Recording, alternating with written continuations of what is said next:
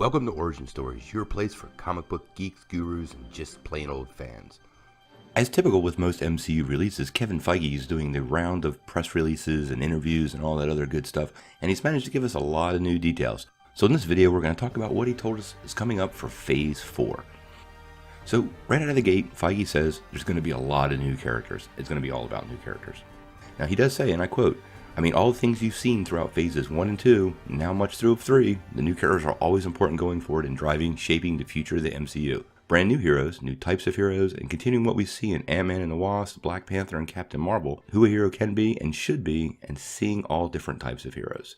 Which kind of leads us to the next thing that he did talk about, which is he did say there's going to be a lot more inclusion going forward. We're going to see LGBTQ characters in the MCU. Now when he was asked if they would be new or old characters, he actually said both. One you've seen already and one you haven't. This could be Valkyrie, it could be Okoye, who knows. There's quite a few MCU characters that this has been speculated about because of their comic roles, so I'm interested to see how this plays out. He did say there would be more female characters, but I don't think people should sort of get overrun with this. He did say, I think we're getting to the point where we have so many great female characters that are just our heroes, as opposed to when they are all female or all male. They're just Marvel heroes, more than half of which will be women.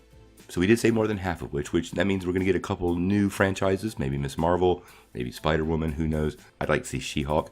It'll help fill in the ranks. Of course, this leads us to talking about A-Force, the all-female team-up group a couple years ago in the comics, which was pretty well received. So one of the other odd things he did say is he said, do expect some timeline overlaps in the future. So these first 20 movies were really laid out mostly in a chronological phase, but in the future we're going to see more rewinds or fast forwards.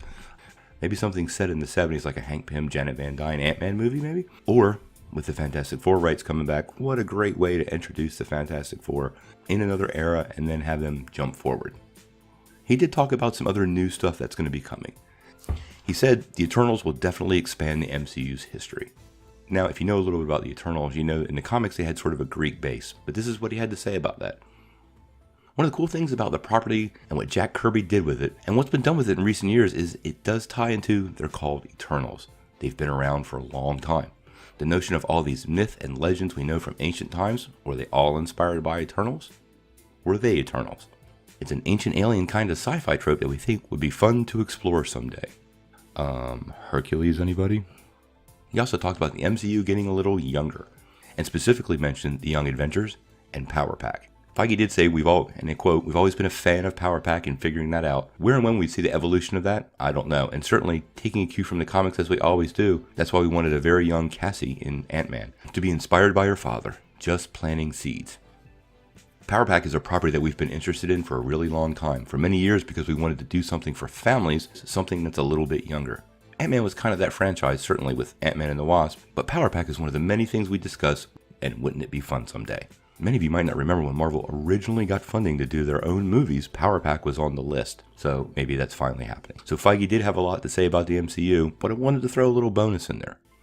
And this one, I'm sure this one made him sweat, and he was asked, how would you fix the DCEU? And I really love this answer. I always hesitate to come off as a person who is bestowing advice on people. It's not really what I do. What I do know is they're great characters. They're good comics, they have a great history, and I'm not shy about saying Richard Donner's Superman I think is still the paradigm which all still should follow. It's all there. Sounds like pretty good advice. Hopefully Warner Brothers listens. What do you guys think of all this Phase 4 news? Does it make you excited? What do you think of Young Avengers or Power Pack or more youthful characters? I do think it's an interesting way to bring new people in. Also, it would be a neat way to seed a next generation of characters and make them a lot more acceptable to audiences. This is where I think we might actually see Miles Morales. So if you like this video, press like below. Be sure to click subscribe. And if you don't ring that bell, you won't get any updates. Peace.